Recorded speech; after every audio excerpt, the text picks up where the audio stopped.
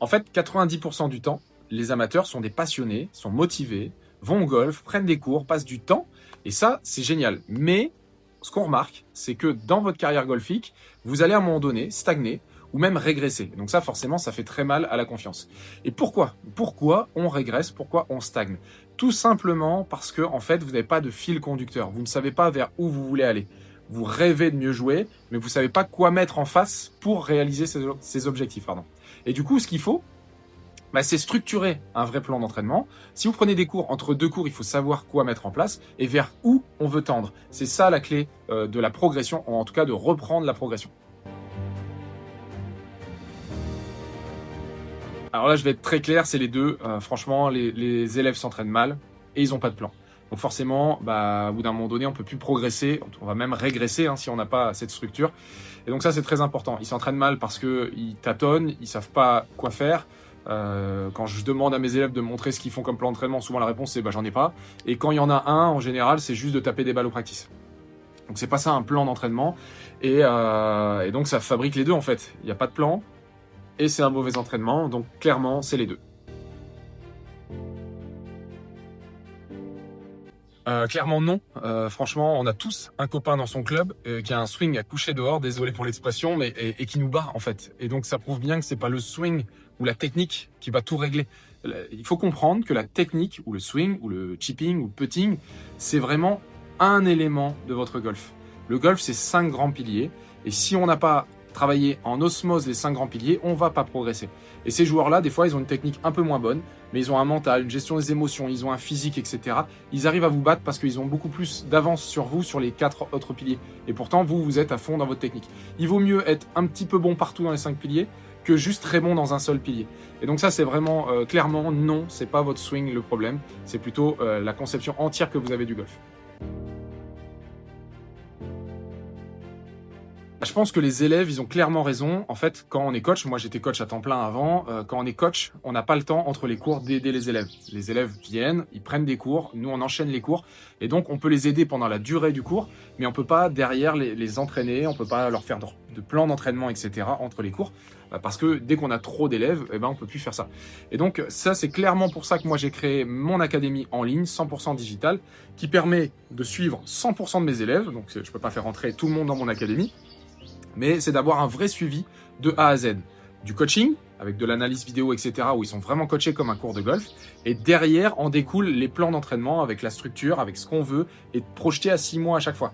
Avec pourquoi on travaille ça, quels sont les exercices, soit technique s'il y a besoin de travailler de la technique, soit de performance s'il y a besoin de travailler que de la performance, avec des mises en situation sur le parcours, vraiment avec des objectifs clairs. Et donc c'est vraiment de ce constat que tout le monde a fait, qu'on n'a pas assez d'accompagnement entre les cours, que j'ai créé cette académie qui permet d'avoir du point A au point Z tout dans votre suivi, comme les joueurs professionnels en fait à la télé. Alors pourquoi quand vous travaillez quelque chose en cours, ça ne reste pas dans le temps? Tout simplement parce qu'en fait, comme je l'ai dit, entre deux cours, vous n'êtes pas accompagné. Donc du coup, vous n'avez pas la structure qui va vous faire suffisamment de répétitions. Il faut bien comprendre qu'au golf, c'est pas parce qu'on a compris quelque chose qu'on va savoir l'appliquer tout de suite. Et même quand on sait l'appliquer, après quelques balles, souvent il faut à peu près 500 répétitions de quelque chose pour avoir compris de façon consciente et le faire dans son corps, le geste, mais ça veut pas dire qu'il est automatisé. Donc si on passe trop vite à autre chose, ça va encore une fois s'effriter. Et c'est ce qui vous arrive à chaque fois. Vous prenez un cours, c'est intéressant, vous avez compris quelque chose, vous allez l'appliquer pendant quelques semaines, et après, c'est tout, vous allez passer à autre chose. Et quand vous allez passer à autre chose, quelques mois plus tard, vous allez vous rendre compte que c'est revenu à la case départ, parce que ça n'a pas été automatisé. C'est là où tout l'essence de mon académie prend sens, c'est que je vous apprends des choses, vous comprenez des choses, mais derrière, je vous le mets dans un plan d'entraînement qui va vous faire répéter suffisamment de fois le changement ou la correction pour que ça s'automatise et que ça ne qu'on fasse pas du yo-yo en fait. On veut pas tout le temps repartir en arrière quelques mois suivants. Clairement, comment je fonctionne pour faire les plans, tout part déjà d'une analyse. Je suis obligé d'analyser votre jeu. Donc, mes élèves m'envoient tous les secteurs de jeu, filmés de face et profil, et de là, je vais choisir pour eux les 3 grands axes. Souvent, on prend 2 points forts, 1 point faible, pour pouvoir avoir pas mal de confiance en soi. Il faut toujours travailler plus ses points forts que ses points faibles. Ça, c'est une des erreurs principales des amateurs. Et donc, une fois que j'ai fait ce constat-là, que j'ai expliqué, en fait, c'est comme un cours de golf, mais à distance, où j'explique dans les 3 secteurs ce qui est bien, ce qui est moins bien, Et ben, sur les secteurs où c'est moins bien, souvent il y a de la technique à travailler. Donc là, dans le plan, il y aura vraiment des exercices que j'appelle des drills avec des quantités de balles à répéter pour ancrer au fil des mois une nouvelle technique. Donc là, il y a un vrai changement à faire. Et quand c'est des secteurs qui sont plutôt maîtrisés techniquement, là, on va plutôt être sur des exercices de performance, de répétition, pour juste augmenter le taux de réussite. Mais on ne change pas la technique. Donc ça, c'est la première brique, si vous voulez. Dans un plan d'entraînement, il y aura toujours une brique de travail pour le long terme. Et ensuite, il y a une deuxième brique qui va plutôt être sur le court terme.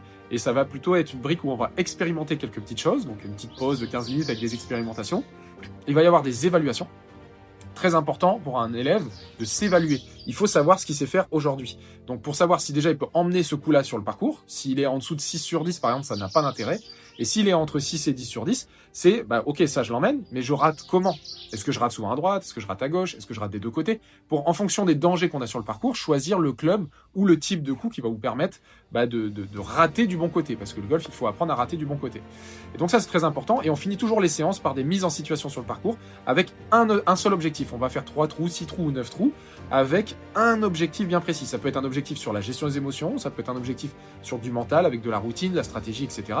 Ça peut être un objectif technique aussi des fois, mais c'est souvent plus sur de la gestion des émotions, sur du mental, sur de l'alimentation, sur du physique, sur vraiment qu'est-ce qu'on fait entre les coups. Voilà, il y a toujours un seul et même objectif pour faire découvrir aux élèves ce qu'il faut ou pas faire et ce qui leur correspond à eux, parce qu'on est tous différents. Donc comme je l'ai dit juste avant, en fait, mes plans sont très structurés. Maintenant, comment je fais pour vous coacher vraiment de A à Z? C'est que ça va durer pendant plus de 6 mois, en fait.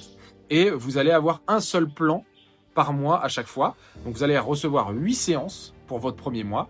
Vous allez appliquer les 8 séances. Et en fait, tout au fil du mois, on va faire des allers-retours sur WhatsApp. Où vous allez envoyer vos vidéos. Je vais pouvoir vous dire, là, l'exercice est bien fait. Là, l'exercice est moins bien fait. Il faut le retravailler. Il faut le faire comme ci, comme ça, comme ça. Et on fait plein d'allers-retours. Ce qui vous permet au fil des séances de mieux en mieux travailler. Et à la fin du mois 1, on va faire un bilan. Je vais refaire des analyses vidéo et on va faire un bilan, voir où ça en est, est-ce qu'il faut augmenter la dose, est-ce qu'il faut la baisser, est-ce qu'il faut changer de secteur, etc. Et donc c'est vraiment personnalisé et personnalisable à chacun des élèves. Chacun aura un plan différent parce qu'il y a un objectif différent. Et toujours, tout est raccordé avec ce qu'on veut obtenir dans les fameux 6 mois. Parce que moi, je veux que ce soit rapide, je veux que ce soit concret. Et donc, c'est très important à chaque fois de personnaliser pour chacun. Et la grosse aide, pourquoi je dis que je coach mes élèves 24 heures sur 24, 7 jours sur 7 ? Parce qu'en plus de pouvoir répondre à toutes vos questions, j'ai créé mon propre clone IA. Maintenant, on sait, on est très dans l'IA. Et donc, je suis un des premiers à faire ça dans l'enseignement. C'est d'avoir mis tout ce que je sais dans une IA qui va permettre de répondre même à 4 heures du matin, vous avez une question, vous pouvez la poser. Tout ce qui est générique, tout ce qui est, par exemple, vous voulez un plan d'alimentation, vous voulez un plan d'entraînement physique, vous avez des questions sur des termes golfiques, sur des règles de golf, sur de la stratégie, vous allez la poser à mon IA, va vous répondre comme si c'était moi. Si après vous avez des doutes, vraiment des choses qui sont de l'ordre de l'émotion, là vous allez me les poser directement par WhatsApp et là je réponds sous 24 heures.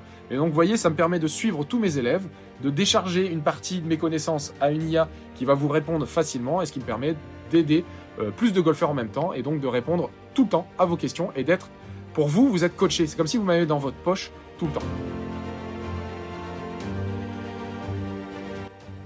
Alors oui, cette question, on me la pose quasiment systématiquement. C'est pas encore dans les mœurs de travailler à distance et pourtant, je vais vous dire quelque chose très franchement. Je pensais que ça allait avoir autant d'impact en présentiel et en fait, maintenant, j'ai quelques mois de retour derrière, je vois bien qu'en fait, je suis bien plus performant en distanciel qu'en présentiel. Et pourquoi ? C'est simple. En présentiel, les gens viennent, disent ce qu'ils veulent travailler. Donc déjà, je dois m'adapter à ce qu'ils veulent travailler. Et en plus, sur une heure de cours, il faut donner tout de suite les conseils. Ça veut dire que j'ai pas le temps d'analyser suffisamment. Surtout quand c'est des demi-heures, c'est encore pire. On n'a pas du tout le temps d'analyser. On doit tout de suite aller espérer trouver le bon défaut et pas attaquer une compensation. Parce qu'au golf, il y a 1 ou 2 défauts dans les swings des gens en général. Mais il y a plein de compensations. Et si on attaque une compensation, en fait, on travaille pas grand-chose. Et donc, ça va pas marcher dans le long terme. L'avantage du distanciel, c'est que j'ai le temps de me poser sur chacun des secteurs. C'est moi qui vais déterminer pour l'élève qu'est-ce qui est bon pour lui et qu'est-ce qui est pas bon pour lui. Et donc de choisir vraiment les 3 secteurs principaux à travailler au départ. Et derrière, j'ai le temps vraiment sur ces 3 secteurs de réfléchir et de trouver les vraies causes du problème. Et de pas attaquer des compensations, d'attaquer le vrai problème. Et ça a une force énorme. Donc ça, du côté coaching, c'est ça le gros avantage. Du côté de l'élève, le gros avantage, c'est que là, il va toujours avoir une trace écrite. Soit en vidéo, soit à l'écrit, mais il y aura toujours un retour.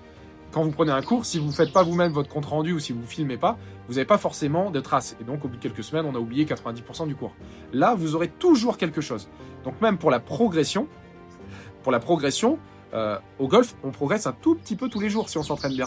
Et donc, forcément, quand on regarde le jour d'avant, on n'a pas l'impression d'avoir progressé. Par contre, si on a la trace écrite d'il y a 3 mois, et là, on va se dire, ah ouais, j'étais là, maintenant je suis là. Forcément, on a un impact psychologique qui est beaucoup plus puissant. Donc, c'est beaucoup mieux pour l'élève parce qu'il a toujours un retour écrit. C'est mieux pour lui parce qu'il se voit progresser. Et la dernière chose, c'est aussi que je forme mes élèves à se filmer, à s'auto-corriger. Même s'il y a toujours mon œil expert derrière qui va être là, je les apprends déjà à essayer de comparer avec les exercices. Ils ont une vidéo de l'exercice, ils ont leur vidéo, ils doivent déjà comparer pour voir si ça ressemble à ce qu'ils veulent mettre en place. Et donc de s'auto-critiquer, de s'auto-analyser. Et là, l'impact, quand moi j'arrive et que je dis, bah voilà, tu vois, t'as vu ça a beaucoup plus d'impact et ça change beaucoup plus vite. Les résultats, ils sont beaucoup plus rapides depuis que je fais du distanciel. Cette question-là, on me la pose à 100% du temps. Les gens, quel que soit leur niveau, pensent que c'est pas pour eux. Pensent que c'est pour des joueurs bien plus expérimentés, voire professionnels. Pas du tout. J'ai pris ce que les professionnels font pour le transmettre aux élèves amateurs, de tout niveau. Vous soyez 54 ou 0 ou moins 3, c'est fait pour vous, c'est personnalisé. Donc quand c'est personnalisé, on s'adapte au niveau de l'élève. Donc vraiment, ce qui fait que vous pouvez venir dans l'académie, c'est pas du tout votre niveau. C'est plutôt, est-ce que je suis motivé ? Est-ce que j'ai un peu de temps pour m'entraîner quand même ? Si je joue une fois par an, ça n'a aucun intérêt. Voilà, c'est ces questions-là qui sont importantes. Est-ce que je suis quelqu'un qui baisse les bras ou est-ce que je suis quelqu'un de battant ? Parce que quand on travaille, forcément, les premiers mois, c'est un peu plus dur qu'après. Mais est-ce que j'ai envie de progresser ? Voilà, c'est ça la vraie question. Mais c'est fait pour tout le monde.